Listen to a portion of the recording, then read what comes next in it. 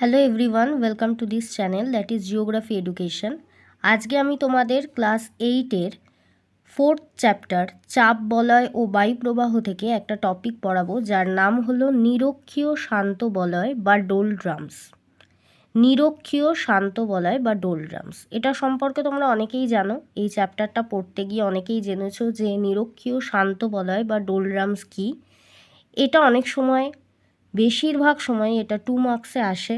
খুব ইম্পর্ট্যান্ট একটা কোয়েশ্চেন, এবং 1 মার্কে যে কোয়েশ্চেনটা ভীষণ ইম্পর্ট্যান্ট, সবসময় প্রায় প্রত্যেকটা পরীক্ষায় আসে, সেটা হলো ডোলড্রামস শব্দটির অর্থ কী। কিংবা এই প্রশ্নটাও আসে যে নিরক্ষীয় চাপ বলয়কে বা নিরক্ষীয় নিম্নচাপ বলয়কে কেন শান্ত বলয় বা ডোলড্রামস বলা হয়ে থাকে। তার জন্যই আজকে আমি এই টপিকটা পড়াচ্ছি, কারণ এই চ্যাপ্টার থেকে এই টপিকটা ভীষণভাবে ইম্পর্ট্যান্ট, প্রত্যেককে পড়তে হবে। এবং শুধুমাত্র যারা ক্লাস 8-এ আছো তারাই এই টপিকটা পড়বে এমন নয়, যারা ক্লাস 10-এ আছো তাদেরও কিন্তু এই টপিকটা খুব ইম্পর্ট্যান্ট। তারাও এই টপিকটা ভালো করে পড়তে পারো, কারণ এখান থেকে কিন্তু প্রশ্ন আসে বা এটা টিকা আকারে এসে থাকে। তাহলে চলো শুরু করা যাক। বলছে, নিরক্ষরেখার উভয় দিকে 5 থেকে 10 ডিগ্রি অক্ষরেখার মধ্যবর্তী অঞ্চলে সূর্যরশ্মি লম্বভাবে কিরণ দেয়। এটা বলার আগে আমি তোমাদের বলি যে বায়ুচাপ বলয়, পৃথিবীর বায়ুচাপ বলয় মোট 7টি। তার মধ্যে একেবারে মাঝখানে অর্থাৎ নিরক্ষরেখা বরাবর যে চাপ বলয়টি রয়েছে সেটি 5 ডিগ্রি থেকে 10 ডিগ্রি অক্ষরেখার মধ্যে পড়ছে। তাই বলছে যে নিরক্ষরেখার উভয় দিকে অর্থাৎ 5 ডিগ্রি থেকে 10 ডিগ্রি অক্ষরেখার মধ্যবর্তী অঞ্চলে সূর্যরশ্মি কী করে না, লম্বভাবে কিরণ দেয়, অর্থাৎ সরাসরি কিরণ দেয়। ফলে নিরক্ষরেখা মধ্যবর্তী অঞ্চল বা নিরক্ষরেখার সংলগ্ন যে অঞ্চল, সেটা অপেক্ষাকৃত অন্যান্য অঞ্চলের তুলনায় অনেক বেশি উষ্ণ হবে, গরম হবে, কারণ সূর্যরশ্মি এখানে লম্বভাবে কিরণ দেয়। এবং এইখানকার বায়ু যখন প্রচণ্ড পরিমাণে উষ্ণ হয়ে যায় তখন কিন্তু সেটি হালকা হয়ে যায়। এটা আমরা জানি, যখন বায়ু খুব বেশি পরিমাণে উষ্ণ হয় তখন সেটি হালকা হয় এবং আস্তে আস্তে তা উপরে উঠে যায়। আর বায়ু যখন শীতল হয় তা ভারী হয় এবং নিচে নেমে আসে। এটা আমরা ভূগোল যারা পড়ি প্রত্যেকেই জানি যে এরকম একটি বৈশিষ্ট্য তৈরি হয়। তাই নিরক্ষরেখার সংলগ্ন অঞ্চলের বায়ু যদি খুব উষ্ণ হয়ে যায় সেক্ষেত্রে বায়ুটা হালকা হয়, প্রসারিত হয় এবং তা ধীরে ধীরে উপরের দিকে উঠে যায়। ফলে নিরক্ষরেখা সংলগ্ন অঞ্চলে কোনো রকম বায়ু থাকে না। বায়ু না থাকলে বায়ু প্রবাহও থাকে না, অর্থাৎ বায়ুর এখানে ঊর্ধ্বমুখী স্রোত লক্ষ্য করা যায়, অর্থাৎ আস্তে আস্তে বায়ু উপরের দিকে উঠে যায়। এর কোনো পার্শ্ব প্রবাহ কিংবা সমান্তরাল প্রবাহ লক্ষ্য করা যায় না।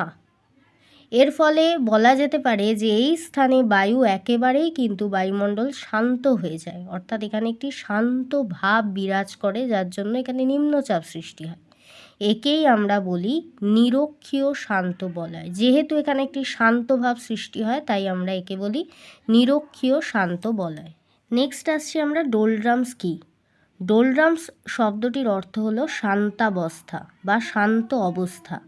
প্রাচীনকালে এই অঞ্চলের উপর দিয়ে পালতোলা জাহাজ চালানোর সময় কোনো রকম বায়ুপ্রবাহ না থাকায় জাহাজগুলি প্রায় থেমে যেত।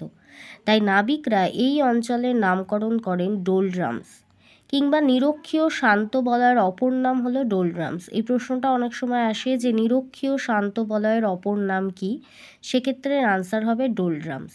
এবং ডোলড্রামস শব্দটির অর্থ হলো শান্তাবস্থা। যখন প্রাচীনকালে নাবিকরা এই অঞ্চলের উপর দিয়ে জাহাজ চালিয়ে নিয়ে যেতেন তখন এখানে কোনো বায়ু প্রবাহ না থাকার জন্য পালতোলা জাহাজগুলি কিন্তু চলতো না, এখানে আসলে থেমে যেত। তাই জন্যই নাবিকরা এই অঞ্চলের নাম দেন ডোলড্রামস, যার অর্থ হলো শান্তাবস্থা বা শান্ত অবস্থা।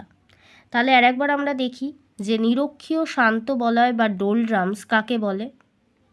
নিরক্ষরেখার উভয় দিকে 5 ডিগ্রি থেকে 10 ডিগ্রি অক্ষরেখার মধ্যবর্তী অঞ্চলে সূর্যরশ্মি লম্বভাবে কিরণ দেয়, ফলে এখানকার বায়ু উষ্ণ ও হালকা হয়ে উপরের দিকে উঠে যায়। এখানে বায়ুর ঊর্ধ্বমুখী স্রোত লক্ষ্য করা যায়।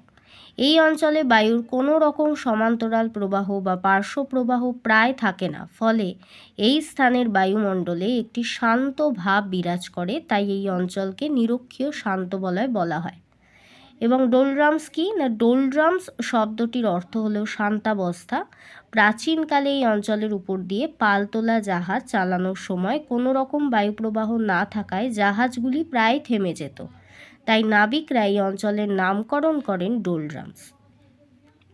তোমাদের যদি এই ভিডিওটা ভালো লেগে থাকে তাহলে অবশ্যই লাইক করো, কমেন্ট করো, শেয়ার করো এবং সাবস্ক্রাইব করতে একেবারেই ভুলো না। কোনো রকম অসুবিধা হলে কমেন্টে জানাও, আমি কমেন্টে সবার উত্তর দেওয়ার চেষ্টা করব। Thank you for watching.